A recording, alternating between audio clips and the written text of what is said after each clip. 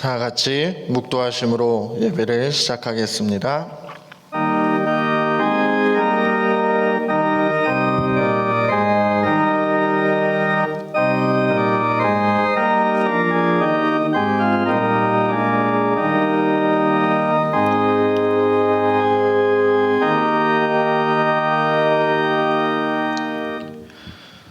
오직 여호와는 그 성전에 계시니 온 땅은 그 앞에서 잠잠할지니라 하시니라. 기쁨으로 여호와를 섬기며 노래하면서 그의 앞에 나아갈지어다. 하나님은 영이시니 예배하는 자가 영과 진리로 예배할지니라. 아멘.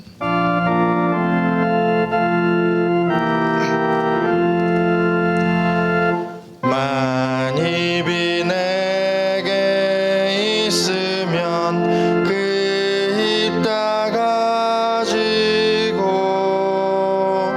내 구주 크시는 종을 늘 찬송하겠네.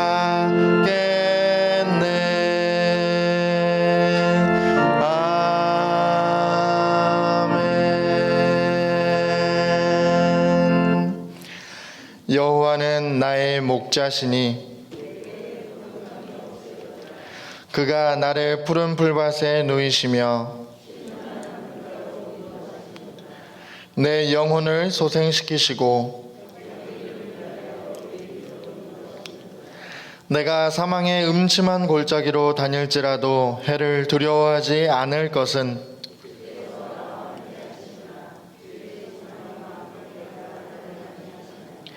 주께서 내 원수의 목전에서 내게 상을 차려주시고 내 평생의 선하심과 인자하심이 반드시 나를 따르리니 내가 여호와의 집에 영원히 살리로다. 아멘. 나는 전능하신 아버지 하나님 천지의 창조주를 믿습니다. 나는 그의 유일하신 아들 우리 주 예수 그리스도를 믿습니다. 그는 성령으로 잉태되어 동정녀 마리아에게서 나시고 본디오 빌라도에게 고난을 받아 십자가에 못 박혀 죽으시고 장사된 지 사흘 만에 죽은 자 가운데서 다시 살아나셨으며 하늘에 오르시어 전능하신 아버지 하나님 우편에 앉아 계시다가 거기로부터 살아있는 자와 죽은 자를 심판하러 오십니다. 나는 성령을 믿으며 거룩한 공교회와 성도의 교제와 죄를 용서받는 것과 몸의 부활과 영생을 믿습니다. 아멘.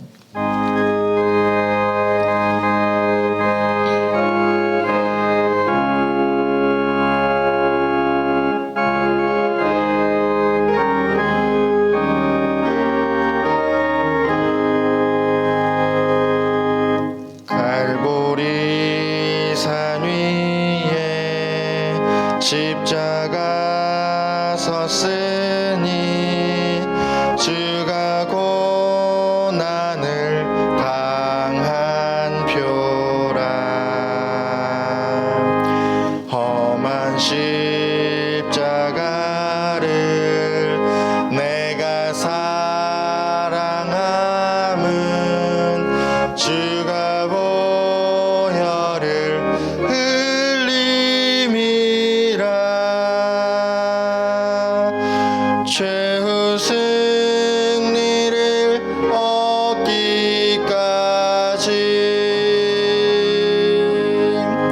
주의 십자가 사랑하리.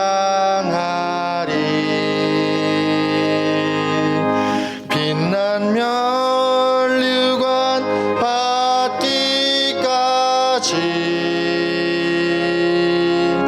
험한 십자가 붙들겠네.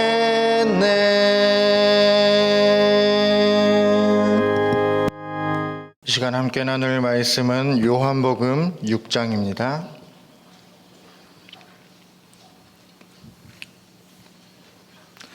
요한복음 6장 15절에서 21절까지의 말씀입니다. 요한복음 6장 15절에서 21절까지의 말씀 제가 받들어 봉독하겠습니다. 15절. 그러므로 예수께서 그들이 와서 자기를 억지로 붙들어 임금으로 삼으려는 줄 아시고 다시 혼자 산으로 떠나가시니라. 저물매 제자들이 바다에 내려가서 배를 타고 바다를 건너 가버나움으로 가는데 이미 어두웠고 예수는 아직 그들에게 오시지 아니하셨더니 큰 바람이 불어 파도가 일어나더라. 제자들이 노를 저어 10여리쯤 가다가 예수께서 바다 위로 걸어 배에 가까이 오심을 보고 두려워하거늘 이르시되 내니 두려워하지 말라 하신대 이에 기뻐서 배로 영접하니 배는 곧 그들이 가려던 땅에 이르렀더라. 아멘. 오늘 본문 말씀은 오병이어 기적 그 직후에 있었던 사건입니다. 예수님이 벳세다 언덕에서 5천 명이 넘는 사람들을 물고기 2마리와 보리떡 5개를 가지고 먹이시고 12광주리가 남게 됩니다. 이것을 목격한 군중들은 흥분하고 감격했습니다. 그래서 예수님을 즉각적으로 왕으로 추대하기로 결정을 합니다. 저분이 왕이 되면 우리의 식량 문제, 먹고 사는 문제를 넉넉히 해결할 것이다. 저분이 왕이 되면 이 복잡한 정치적인 문제도 너끈하게 해결할 것이다. 이렇게 생각을 하고 예수님을 붙들어서 억지로 왕을 삼으려고 했습니다. 오늘 본문 15절에 보시면 그러므로 예수께서 그들이 와서 자기를 억지로 붙들어 임금으로 삼으려는 줄 아시고 다시 산으로 떠나가시니라. 예수님은 그들의 요청을 단호하게 거절하시고 산으로 가셨다라고 했습니다. 근데 왜 산으로 가셨는가? 마가복음은 더 자세히 설명합니다. 오늘 마가복음 6장 45절에 예수께서 즉시 제자들을 재촉하사 자기가 무리를 보내는 동안에 배 타고 앞서 건너편 벳세다로 가게 하시고 무리를 작별하신 후에 뭐라고요? 기도하러 산으로 가시니라. 먼저 예수님은 제자들에게 먼저 재촉을 했습니다. 자, 빨리 바다를 건너서 건너편으로 가라. 빨리 배를 타고 갈릴리 바다를 건너가라. 그리고 먼저 보내신 다음에 예수님은 혼자 산으로 기도하러 갔습니다. 그리고 갈릴리 바다가 보이는 어느 한 산에서 그 바다를 바라보면서 아마도 기도했을 것입니다. 그런데 갈릴리 바다를 건너가던 제자들이 한밤중에 갑자기 큰 풍랑을 만납니다. 그래서 정말 긴박하게 괴롭게 노를 젓고 있었습니다.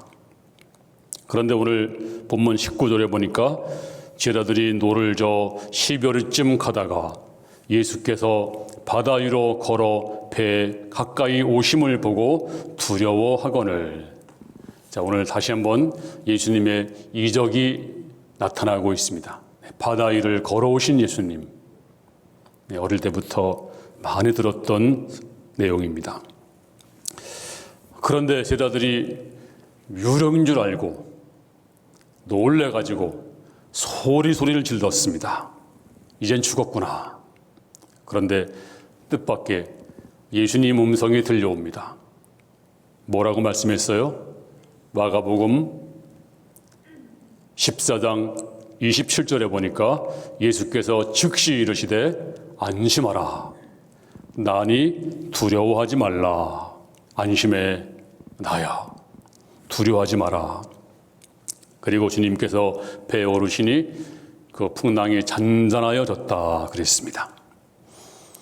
제자들은 벳세다 언덕에서 감격했습니다. 흥분했습니다. 예수님을 온전히 믿었습니다. 평안할 때는, 배부를 때는 온전히 주님을 신뢰했습니다.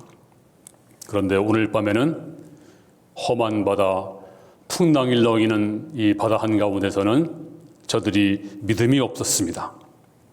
큰 파도를 보고 풍랑을 보고 무서워서 벌벌 떨었습니다. 벳세다 언덕에서는 주님을 신뢰했습니다. 그런데 고난의 바다에서는 벌벌 떨고 무서워서 유령이라고 소리치면서 믿음이 다 사라져버리고 말았습니다. 그러면 그 이유가 어디 있을까요? 그 벌벌 떤 이유가 무엇일까요? 오늘 성경에 보면 그 이유가 나와 있습니다. 먼저 예수님에 대한 영적인 안목, 예수님이 누구신 줄을 몰랐습니다. 자, 지금 예수님이 바다 위를 걸어오십니다. 그러면 이 모습을 보고 제자들이 할렐루야, 주님이 오실 줄로 우리는 믿었습니다. 왜냐하면 주님께서 우리를 재촉해서 너희가 먼저 갈릴리 바다를 건너가라고 말씀했기 때문에 우린 염려하지 않았습니다. 주님을 믿었습니다. 걱정하지 않았습니다. 이렇게 말한 것이 아니라 오늘 49절에 제자들이 그가 바다 위를 걸어오심을 보고 유령인가 하여 소리를 지르니, 유령이라고, 저승사자라고, 왜 사람이 그러잖아요. 죽기 전에 뭐 유령을 본다잖아요. 그러니까 놀래가지고 이젠 죽었구나, 소리 지르고 불안해하고 두려움에 떨었습니다. 저들은 예수님이 산에서 기도하기 때문에 예수님이 다시 올 거라고는 상상하지 못했습니다.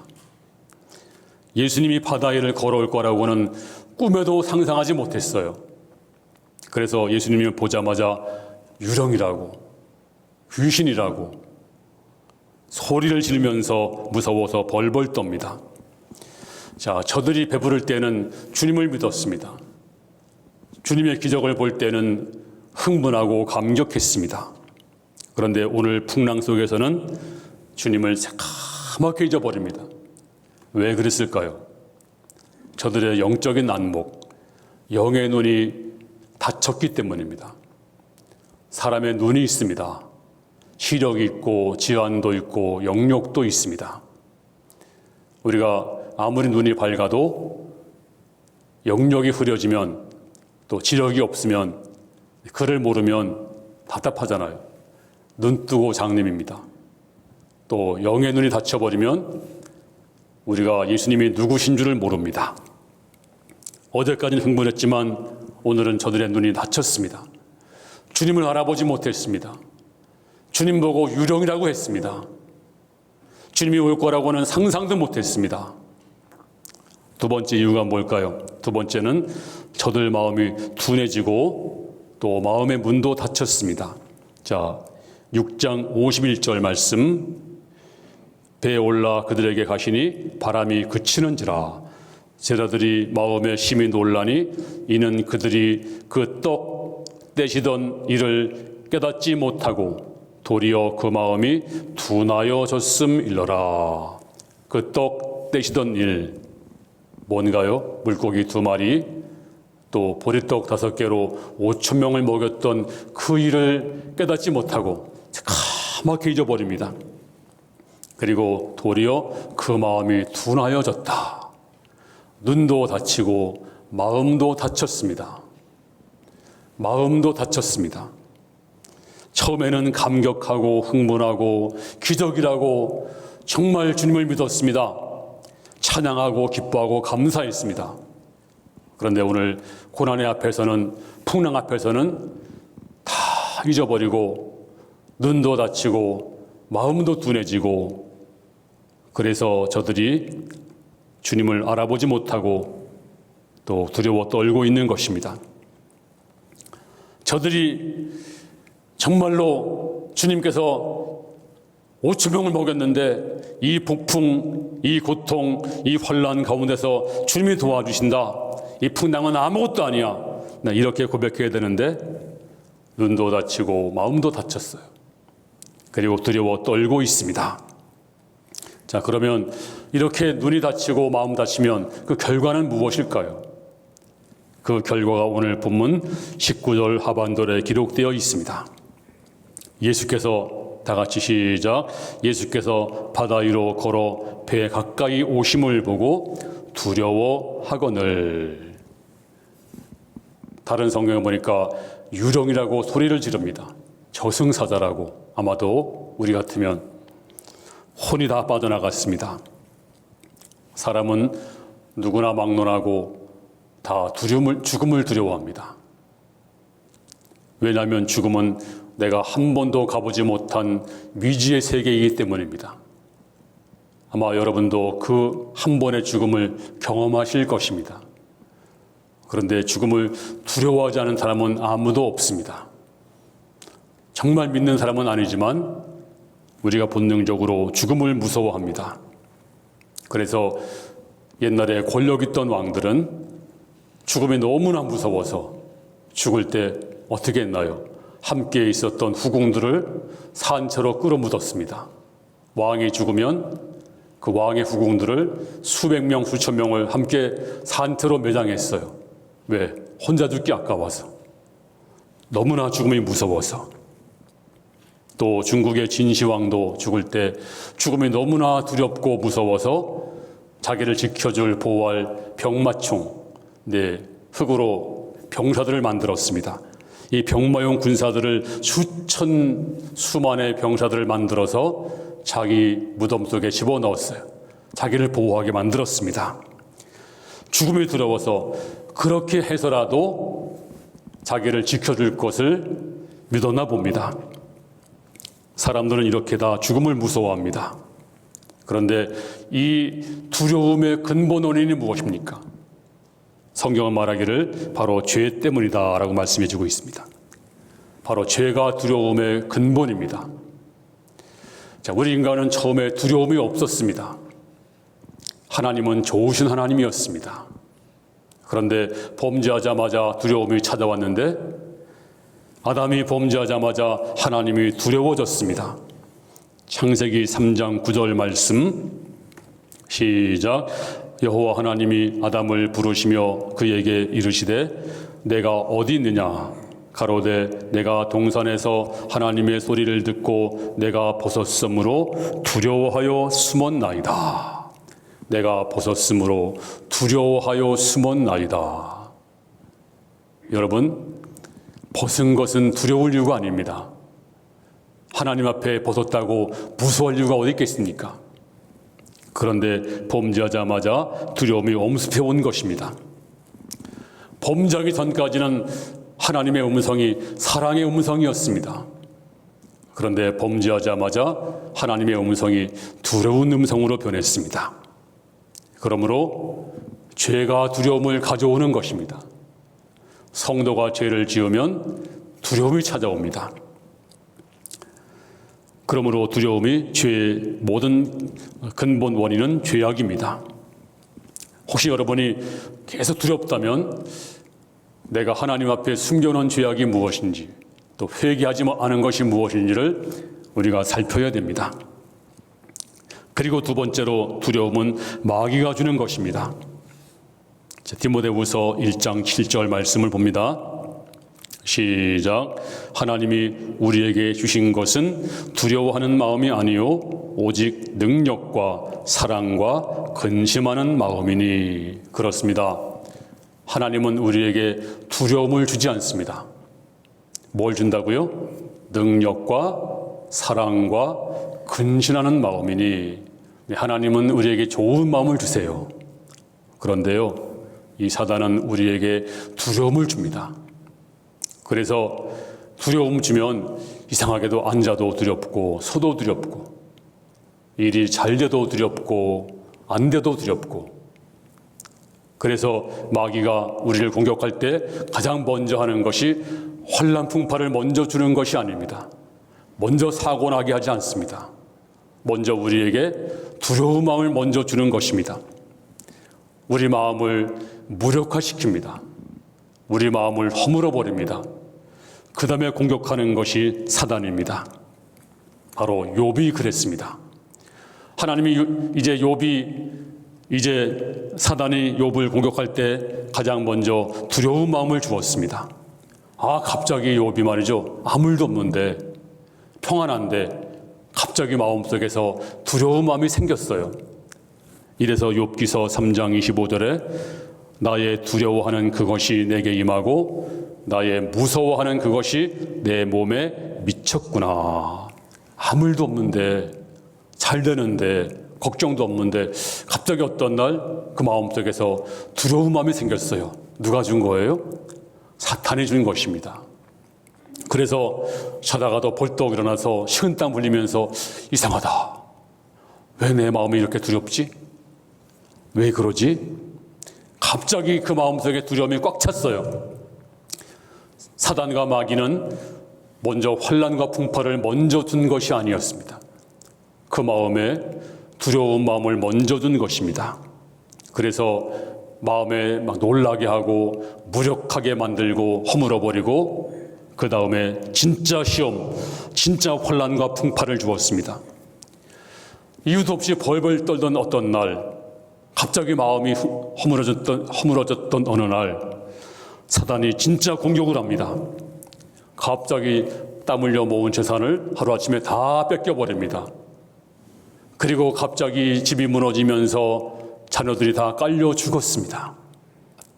그리고 온몸에 악창이 나서 귀화장으로 벅벅 긁었습니다. 이것은 우연이 아닙니다. 우연인가요? 바로 배후에서 누가 조종을 했습니다. 누가 조종을 했나요? 바로 마귀 사탄이 뒤에서 조종을 한 것입니다. 그러므로 우리가 당하는 환난과 풍랑, 이것은 우연이 아닙니다. 이것은 자연현상이 아닙니다. 그 배후에 숨어있는 자가 있습니다. 누가 숨어 있나요? 바로 마귀가 숨어 있습니다. 여러분 9.11 테러 잘 아시죠? 하루아침에 쌍둥이 빌딩이 이제 민간인 항공기를 납치해서 8분 간격으로 그 거대한 빌딩을 무너뜨리면서 수천 명이 죽었습니다. 미국 역사상 가장 참혹한 테러 사건인데, 자, 만약 이것을 어떤 사람이 이건 자연적인 현상이야 이렇게 치부한다면 그 사람은 정신병자입니다. 그 테러 배후에는 배후가 있었습니다. 누가 배후였나요? 바로 저 무슬림들, 과격분자, 알카이다, 그리고 빈 라덴에 의해서 계획되고 조종하고 그리고 배후에 숨어 있었습니다. 여러분 배후에 있는 풍랑과 환란 누가 숨어 있나요? 그게 자연현상일까요? 바로 사탄이 숨어 있다는 사실을 우리가 알아야 됩니다. 성경에 보니까 주님이 그 바람과 풍랑을 꾸짖었습니다. 마가복음 4장 39절에 예수께서 바람을 꾸짖으시며 바다더러 이르시되 잠잠하라 고요하라 하시니 바람이 그치고 아주 잔잔하여 지더라. 만약에 이 풍랑이 자연현상이라면 꾸짖을 필요가 없습니다. 파도는, 풍랑은 인격체가 아닙니다. 인격체가 아니면 꾸짖을 필요가 없는 거예요. 예를 들어 여러분이 길을 가다가 바람이 불어서 어떤 물체에 부딪혀서 다쳤습니다. 그러면 여러분이 그 바람을 꾸짖나요? 네, 바람은 인격체가 아닙니다. 그냥 그 물체를 갖다 놓은 사람을 꾸짖을 수가 있습니다. 여러분이 길을 가다가 돌에 걸려 넘어졌습니다. 다쳤습니다. 돌을 꾸짖나요? 그런 사람은 정신병자입니다. 돌을 꾸짖지 않습니다. 돌은 인격체가 아닙니다. 다만 그 돌을 갖다 놓은 사람을 꾸짖을 수가 있습니다. 근데 우리 주님은 파도와 풍랑과 바람을 심하게 꾸짖었습니다. 왜 꾸짖었나요? 바로 여기서 풍랑과 바람 대우의 배후에는 바로 배우가 있다는 것을 우리에게 상상으로 우리에게 이제 가능성을 알려주고 있는 것입니다. 그렇습니다. 우리가 당하는 모든 풍랑 속에는 배후가 있습니다. 바로 사탄이 숨어 있습니다. 빌립이 저 사마리아 성에 가서 먼저 전도를 했는데 가장 먼저 한 것이 뭐냐면 귀신을 먼저 쫓아냈습니다. 그 다음에 병을 고쳤습니다. 사도행전 8장 7절에 많은 사람에게 붙었던 더러운 귀신들이 크게 소리를 지르며 나가고 또 많은 중풍병자와 안진병자가 나으니 그 성에 큰 기쁨이 있더라. 먼저 귀신을 쫓아낸 다음에 그 다음에 중풍병자, 못 걷는 사람, 또 이런 사람이 나왔고 슬픔이 떠나고 승리가 찾아온 것입니다. 먼저 귀신을 쫓아냈습니다. 그 다음에 바로 병을 치유한 것입니다. 그러므로 배후에 있는 사단과 귀신을 우리가 먼저 알아야 됩니다. 그리고 쫓아내야 됩니다. 야고보 4장 7절에 마귀를 대적하라 그리하면 너희를 피하리라. 너희는 믿음을 굳게 하여 사단을 대적하고 쫓아내라. 그렇습니다. 우리 배후에 숨어있는 사단 마귀 대적하고 꾸짖어야 됩니다. 그럴 때 풍랑은 잔단해질 줄로 믿습니다. 이제 제자들이 이 바다 한가운데서 고통을 당할 때 예수님이 뭘 하고 있었나요? 그 예수님이 정말 제자들이 고통을 당할 때 정말 쩔쩔맬 때 무서워 벌벌 떨 때 주님이 뭘 하고 계셨는가? 오늘 본문 15절에 보니까 그러므로 예수께서 그들이 와서 자기를 억지로 붙들어 임금으로 삼으려는 줄 아시고 다시 혼자 산으로 떠나가시니라. 왜 산으로 갔나요? 먼저 저들에게 야, 널 먼저 가. 먼저 빨리 바다를 건너가. 그렇게 말씀한 다음에 주님이 혼자 쉬셨나요? 마가복음은 자세히 기록해주고 있습니다. 6장 46절에 무리를 작별하신 후에 기도하러 산으로 가시니라. 네, 기도하러 산으로 가셨습니다. 지금 이 제자들이 극심한 고통을 당할 때 풍랑과 바람과 싸울 때 주님이 뭐 하셨나요? 바로 저 갈릴리 바다가 잘 보이는 산에서 저들을 바라보시면서 배 한 척을 바라보시면서 괴롭게 노젓는 것을 바라보시면서 그들을 위해서 기도하고 있었습니다. 우린 그러잖아요. 내가 고통당할 때 힘들 때 주님이 어디 계시지? 너무 멀리 느껴지고 주님 어디 계십니까? 하지만 주님은 멀리 있지 않습니다. 바로 주님은 여러분 옆에서 기도하고 있습니다. 로마서 8장 34절에 누가 정죄하리요 죽으실 뿐 아니라 다시 살아나신 이는 그리스도 예수시니 그는 하나님 우편에 계신 자요. 그 다음에 시작 우리를 위하여 간구하시는 자신이라. 여러분을 위해서 간구하는 자이십니다. 지금도 기도하고 있습니다. 내가 처한 상황 바람 부는 한복판에도 내가 지금 괴롭게 노를 젓고 있습니다. 근데 포기하지 마세요. 주님이 기도하고 있습니다. 내가 너무나 힘들어서 하나님 너무 고통스럽습니다. 이 바람과 파도 때문에 언제 내가 죽을지 모르고 지금 나를 삼키려고 하고 있습니다. 하지만 주님께서 여러분을 위해서 기도하고 있으니까 걱정하지 마세요. 찬송하시기 바랍니다. 도리어 기뻐하시기 바랍니다. 이런 찬양이 있습니다. 마음이 지쳐서 기도할 수 없고 눈물이 빗물처럼 흘러내릴 때 주님은 우리 연약함을 아시고 사랑으로 인도하시네. 누군가 널 위하여 누군가 기도하네. 그 누구가 누굴까요? 물론 여러분 주변에 많은 분들이 있을 것입니다. 그런데 내가 홀로 외로워서 마음이 무너질 때 누군가 널 위해 기도하네. 하네. 우리 주 예수님이 여러분을 보시고 내가 풍랑한 가운데서 허우적거리면서 고통당하는 것을 보시면서 주님께서 기도하고 있는 줄로 믿습니다. 그러므로 걱정하지 마세요. 내가 노를 잡고 허우적거리고 괴로워하고 아파하고 신음하고 있을 때 누군가 기도하고 있는데 그분이 누구십니까? 바로 주님이십니다. 그러므로 여러분들은 승리할 수가 있을 줄로 믿습니다.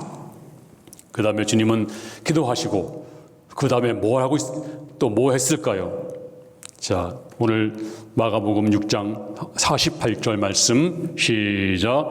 제자들의 괴로이 노젓는 것을 보시고 기도한 다음에 그 다음에 보시고 있습니다. 그냥 눈 감고 기도한 것이 아니고 여러분의 고통당하는 것을 보시고 있는 분입니다. 행복한 부부가 있었습니다.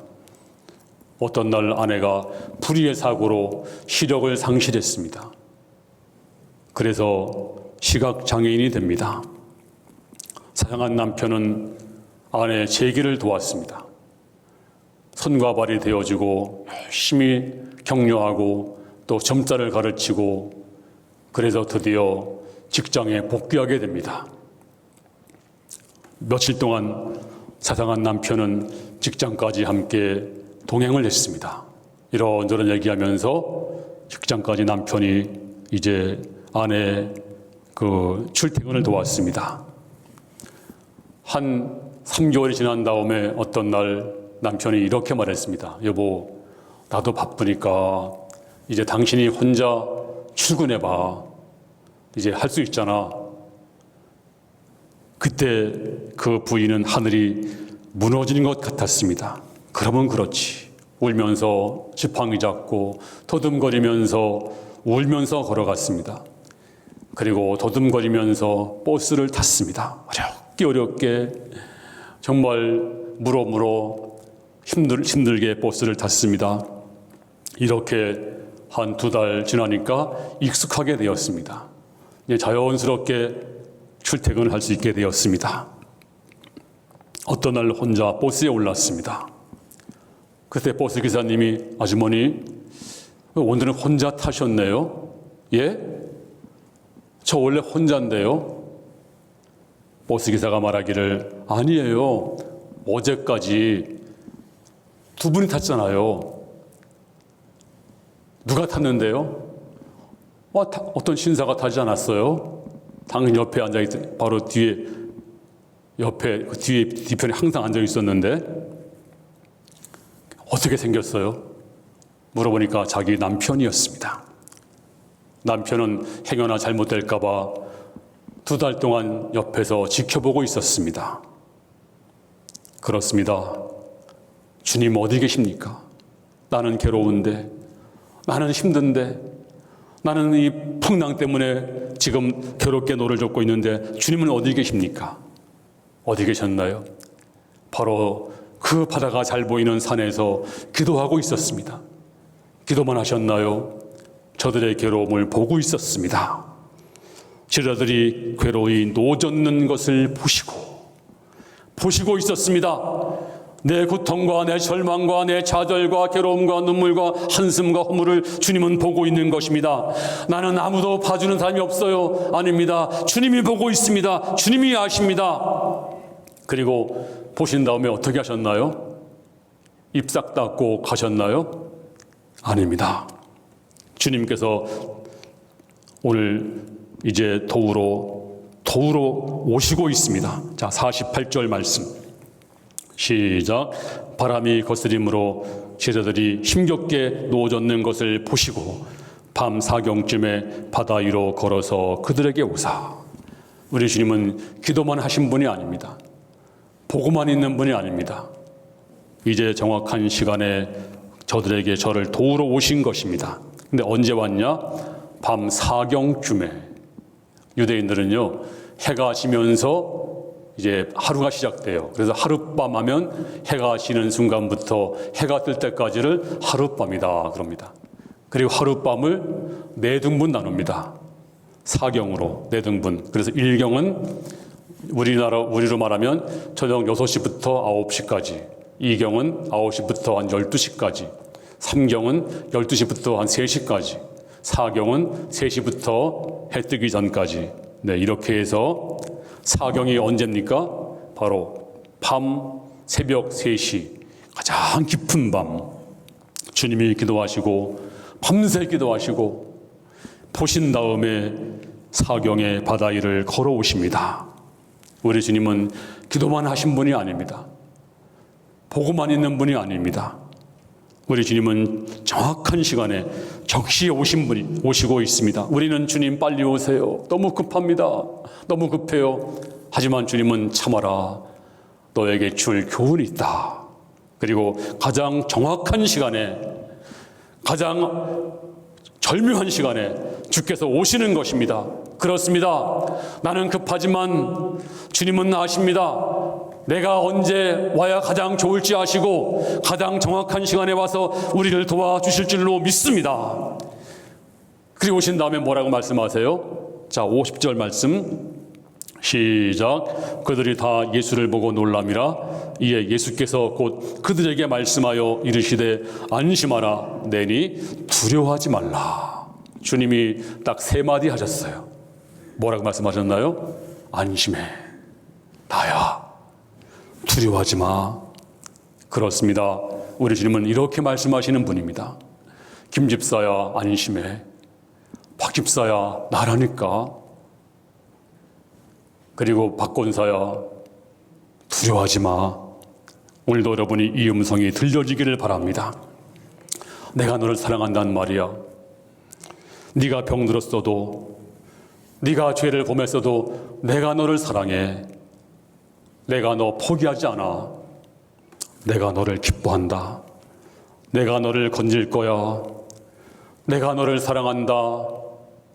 회복되거라. 치유받아라. 하늘의 복을 다 너에게 준다. 너는 상속자다. 이제 이 말씀이 여러분에게 들려지기를 바랍니다. 이 말씀이 들려지면 이제 모든 상황이 바뀌어졌습니다. 모든 것이 달라졌습니다. 바람도 그쳤습니다.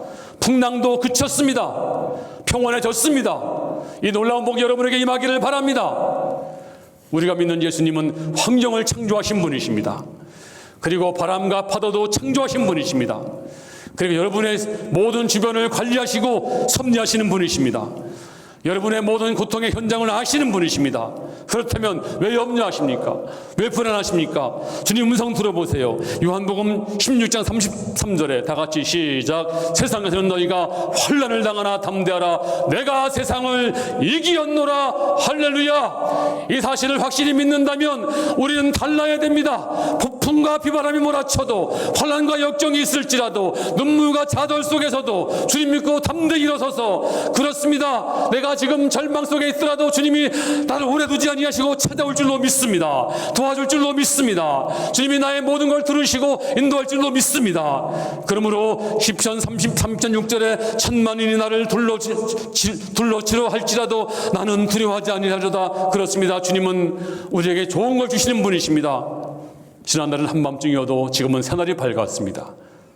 이제 밝은 산을 맞이하면서 주님과 더불어 인생을 걸어가는 성도가 다 될 수 있기를 우리 주 예수님 이름으로 축원합니다. 기도하겠습니다. 하나님 아버지, 내가 괴롭게 이 바다에서 노를 젓고 있을 때 나를 위해서 기도하시는 주님, 나를 바라보고 계신 분이 있음을 알기에 이 절망과 환난의 짐을 박차고 일어나 내게 주어진 인생의 나머지 길을 이제 믿음으로 걸어가겠습니다. 용기를 가지고 걷겠습니다. 신뢰하며 걷겠습니다. 찬양하며 걷겠습니다. 두려워하지 마. 나야. 안심해. 내가 너를 사랑해. 내가 너를 건질 거야. 내가 너에게 너는 상속자니 모든 걸 준단다. 염려하지 마라. 네가 병들었어도, 가진 것이 없어도 난 널 사랑해. 성령 받은 너는 내 백성이야. 안심해. 아버지, 이 아침에 주의 음성을 듣고 벌떡 일어나 이 환난과 풍파많은 세상에서 주님 손잡고 담대히 걸어가는 성도 되게 하여 주시기를 간절히 기도하옵나이다. 큰 물결이 설레는 바다일지라도, 주님이 나와 함께 계시기에 두려움 없이 믿음으로 걷겠습니다. 축복하여 주시옵소서. 은혜 내려 주시옵소서. 아버지, 오늘도 주님의 이정을 통해서 주께서 내게 주시는 말씀을 듣는 성도 되게 하여 주시옵소서. 감사드리며 예수님 이름으로 기도하옵나이다. 아멘.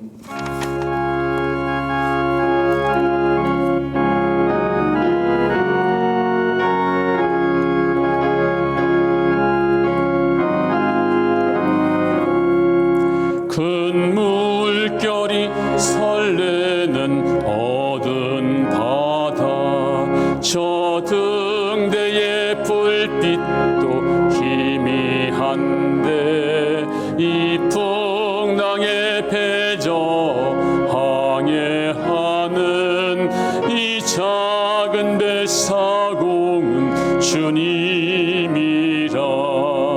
나 두려움 없도다. 주 예수님 늘 깨어 계시도다.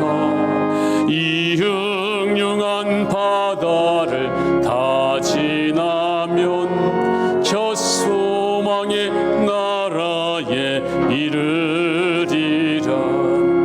이 풍랑이 이 배를 위협하며 저 깊은 물 입 벌려 달려드나 이 바다에 노져 항해하는 이 작은 배 사공은 주님이라. 나 두려움 없네, 두려움 없도다. 주 예수님 늘 깨어 계시도다. 이 흉흉한 바다를 다 지나면 저 소망의 나라에 이르리. 큰 소리로 물결을 명하시면 이 바다는 고요히 잠자리라. 저 동력이 환하게 밝아올 때 나 주 함께 이 바다 건너가리. 나 두려움 없네, 두려움 없도다. 주 예수님 늘 깨어 계시도다. 이 흉흉한 바다를 다 지나면 저 소망의 나라에 이르리라.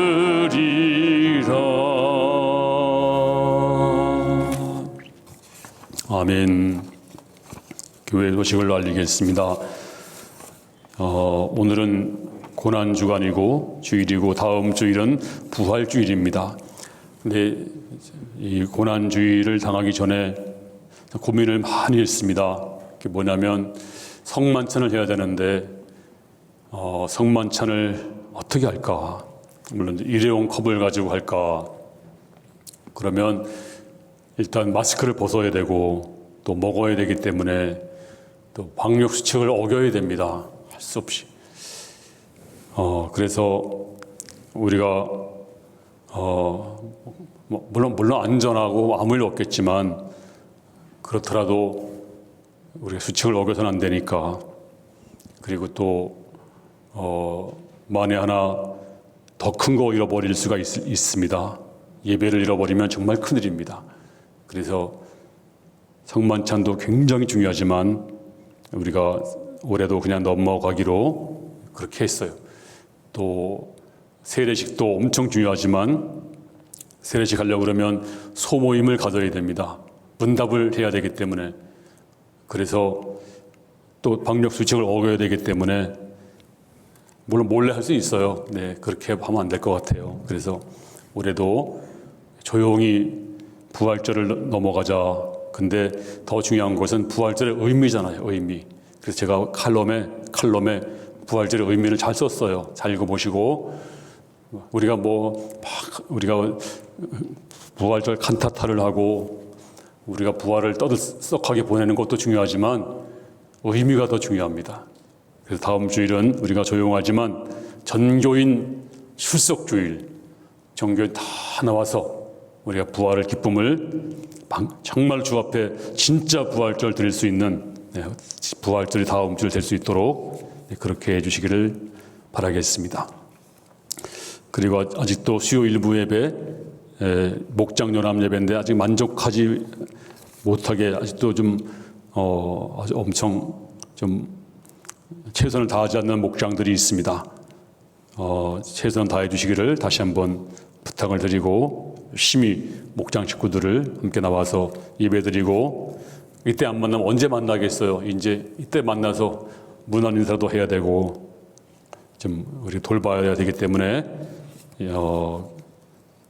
우리 수요 일부 예배 많이 나오시기를 부탁드립니다. 또 부활주의를 말아서 예배당 대청소 하겠습니다. 이번 주 토요일 날 오전 9시부터 있습니다. 성전 카페트도 교체를 한다고 하니까 우리가 지금 여러분이 앉아 계신 이 분당 우리 타일을 깔았었는데 이거 이제 지나간 얘기인데요. 이 교회실 때 장로님하고 저하고 엄청 싸웠어요. 이 바닥 때문에. 장로님은 이게 뭐냐고, 이게 아주 헌거, 골동품 같은 거 아주 그저 다 버리는 그런 타일을 깔면 되겠냐고. 저보고 깨끗하고 아주 까만 거든지 빨간 거든지 아주 윤나는 지금 이제 우리 4층에 깔은 겁니다. 그런 거 가지고 이제 깔아야 된다고 목사님 왜 그렇게 고리타분하시냐고. 그래서 제가 장로님 이것만큼은 제가 양보하지 않겠습니다. 이거 좀 양보하세요 하고 그냥 계속 그랬더니 엄청 굉장히 고개를 갸우뚱했었어요. 근데 이거 깔았어요. 지금 여러분이 근데 많은 분들이 그래요. 이 깔기를 너무너무 잘했다고. 왜냐하면 4층 가면요 닦아도 표시가 안 나고 얼마나 힘든지 몰라 청소하기가. 근데 이거는 청소 안 해도 몰라요. 그리고 또 은은하고 그냥 잘 어울리고 그러잖아요. 그래서 그런지 이제 청소가 안 됐어요. 많이. 그래서 이번 주 토요일 날 청소도 하고 또 카페트도 깔고 그렇게 하겠습니다. 우리 남자분들 시간 되신 분들은 나와서 봉사하시기를 바랍니다. 또 이렇게 또 꽃꽂이 하시는 분도 있습니다. 그냥 꽃꽂이가 없었는데 아주 잘 했어요. 얼마나 보기 좋은지 몰라요. 근데 너무 높이 하지 마세요. 요 높이만까지 마세요. 왜냐하면 자꾸 시야에 걸리면 신경 쓰게 됩니다. 설교하다가. 지난번 여기 났을 때 이렇게 자꾸 성도를 가리니까 이거 신경 쓰느라고 딴 데 설교 시야를 뺏겨가지고 빨리 끝나면 여기 잘라야 되겠다 생각했어요. 근데 옆으로 치워놨지만 너무 높지 않고 아담하게 예쁘게 그렇게 해주시면 감사하겠습니다. 너무 보기 좋아요. 또 고난주간이라서 십자가까지 이렇게 잘 해놨는데 우리 이성대 집사님이 이렇게 남자 집사님이 하시는 거예요. 너무 감사드립니다. 그리고 성전 관리위에서 수고하신 모든 분들께 감사드립니다. 한 주간도 믿음으로 승리하시고 우리 구마루 우리 해피 전도사님이 입국해서 격리기간 잘 마쳤습니다. 원래 이름이 쿠마르입니다. 쿠마르 원래 본명이. 근데 한국 이름으로 그냥 그대로 쓰면 될 것 같아요. 구마르라고. 성이 구씨가 됐어요. 구씨. 우리나라 구씨 중에서도 LG 회장도 구씨고 또 구봉서 씨도 구씨고 훌륭한 분들 많잖아요. 그래서 구마르라고 이름을 했습니다. 그렇게 하시고 많이 격려해 주시고 또 우리 교회가 이제 인도에 1,000만 원 가지고 교회를 기적적으로 졌죠. 그동안에 기적적으로. 지금은 어림도 없어요. 초기에 한 두세 교회 그렇게 짓고 그 다음에는 작은 물가가 올라가는 바람에 1,000만 원 보냈는데도 또 보내달라, 1,000만 원 보내면 또 보내달라 그냥 계속 그래가지고 그렇게 해서 한 10개는 졌어요. 정말 어렵게 졌는데 지금은 너무 물가가 올라서 인도나 우리나라나 경제는 그쪽이 더 높아요. 지금 인도가 더.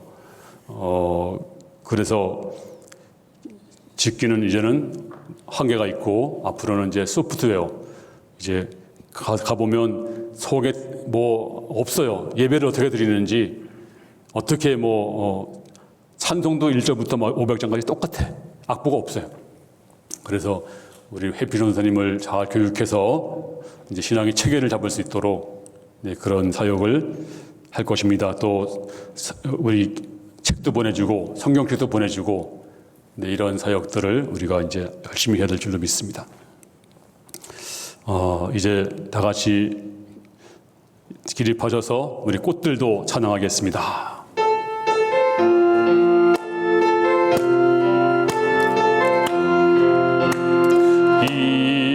이곳에 생명샘 솟아나 눈물 골짝 지나갈 때에 머잖아 열매 맺히고 웃음소리 넘쳐나리라. 꽃들도 구름도 바람도 넓은 바다도 찬양하라 찬양하라 예수를. 하늘을 울리며 노래해 나의 영혼아 은혜의 주 은혜의 주 은혜의 주. 그날에 하늘이 열리고 모든 이가 보게 되리라. 마침내 꽃들이 피고 영광의 주가 오시리라. 꽃들도 구름도 바람도 넓은 바다도 찬양하라 찬양하라 예수를. 하늘을 울리며 노래해 나의 영혼아 은혜의 주 은혜의 주 은혜의 주. 아버지 하나님, 오늘도 예물 드린 심령들이 있습니다. 하늘 열어 문을 열어 축복하여 주시옵소서. 주님, 물 위를 걸어오신 주님께서 저들 삶 속에서도 어려움 걸어가셔서 보고 기도하시고 해결해 주실 것을 믿습니다. 한 주간도 주님 손잡고 승리하는 한 주간 되게 하여 주시옵소서. 구주 예수님의 은혜와 아버지 하나님의 사랑과 성령님 감동 감화 충만 교통하심이 사랑하는 성도들 머리 위에 충만 임할지어다. 아멘.